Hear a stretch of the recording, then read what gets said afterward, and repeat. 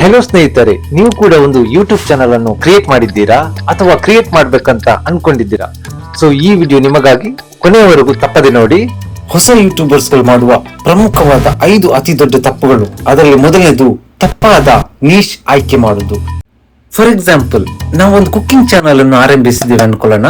ಅದೇ ಚಾನಲ್ ಅಲ್ಲಿ ನಾವು gamings video, finance video, education video, so ಈ ತರ ಮಿಕ್ಸ್ ಕಂಟೆಂಟ್ ಗಳನ್ನು ಹಾಕುವುದರಿಂದ ಯೂಟ್ಯೂಬ್ಗೆ ಕೂಡ ಗೊತ್ತಾಗಲ್ಲ, ಅಲ್ಲದೆ ನಮ್ಮ ಆಡಿಯನ್ಸ್ಗೂ ಕೂಡ ಯಾವ ರೀತಿಯ ವಿಡಿಯೋಸ್ ಗಳು ಈ ಚಾನಲ್ ಇಂದ ಬರ್ತಿದೆ ಎಂಬುದು ಕನ್ಫ್ಯೂಷನ್ ಇರ್ತದೆ.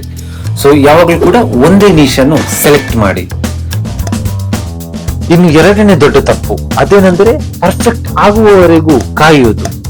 ಕ್ಯಾಮರಾ ಇಲ್ಲ, ಮೈಕ್ ಇಲ್ಲ, ಎಡಿಟಿಂಗ್ ಬರಲ್ಲ ಅಥವಾ ನನಗೆ ಸಮಯವಿಲ್ಲ, ಈ ರೀತಿ ಕಾಯುತ್ತಾ ಹೋದರೆ ಚಾನೆಲ್ ಯಾವತ್ತೂ ಆರಂಭವಾಗುವುದಿಲ್ಲ.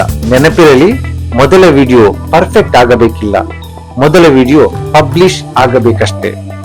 ಪ್ರಾರಂಭಿಸಿ, ಉಳಿದದ್ದು ಎಕ್ಸ್ಪೀರಿಯನ್ಸ್ ಕಲಿಸುತ್ತದೆ. ನೆಕ್ಸ್ಟ್ ತಪ್ಪು 3, ಥಂಬ್ನೇಲ್ ಅನ್ನು ನಿರ್ಲಕ್ಷಿಸುವುದು.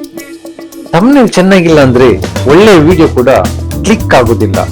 ಒಳ್ಳೆಯ ಥಂಬ್ನೇಲ್ಗೆ 3 ನಿಯಮಗಳಿವೆ: ಕಡಿಮೆ ಟೆಕ್ಸ್ಟ್, ದೊಡ್ಡ ಫಾಂಟ್, ಕಣ್ಣಿಗೆ ಬೀಳುವ ಡಿಸೈನ್. ಮೊದಲು ಕ್ಲಿಕ್, ನಂತರ ಕಂಟೆಂಟ್. ಸೊ ನೆನಪಿಡಿ. ಇನ್ನು ನಾವು ಮಾಡುವ 4th ಮಿಸ್ಟೇಕ್ ಅದೇನೆಂದರೆ ಬೇಗನೆ ಕೈ ಬಿಡೋದು.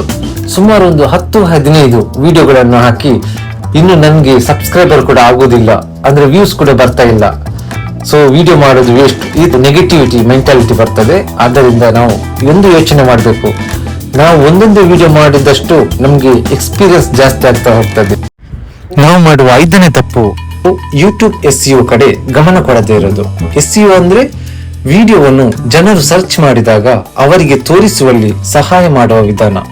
ಒಳ್ಳೆಯ ಟೈಟಲ್ ಬರೆಯಿರಿ, ವಿಷಯಕ್ಕೆ ಸಂಬಂಧಿಸಿದ ಡಿಸ್ಕ್ರಿಪ್ಷನ್ ಕೂಡ ಬರೆಯಿರಿ, ಸರಿಯಾದ ಕೀವರ್ಡ್ ಬಳಸಿ, ಆಕರ್ಷಕ ಥಂಬ್ನೇಲ್ ಮಾಡಿ. ಇವೆಲ್ಲ ಸೇರಿ ನಮ್ಮ ವಿಡಿಯೋ ಹೆಚ್ಚು ಜನರಿಗೆ ತಲುಪಲು ಸಹಾಯ ಮಾಡುತ್ತದೆ. ಒಳ್ಳೆಯ ಕಂಟೆಂಟ್ ಮುಖ್ಯವೇ ಸರಿ, ಆದರೆ ಜನರು ಆ ಕಂಟೆಂಟ್ ಅನ್ನು ಕಂಡುಹಿಡಿಯಲು SEO ಕೂಡ ಅಷ್ಟೇ ಮುಖ್ಯ. ಸೊ ಹಾಗಾದ್ರೆ ಇವತ್ತು ನಾವು ನೋಡಿದ 5 ತಪ್ಪುಗಳು ಇನ್ನೊಮ್ಮೆ ರೀಕ್ಯಾಪ್ ಮಾಡುವ.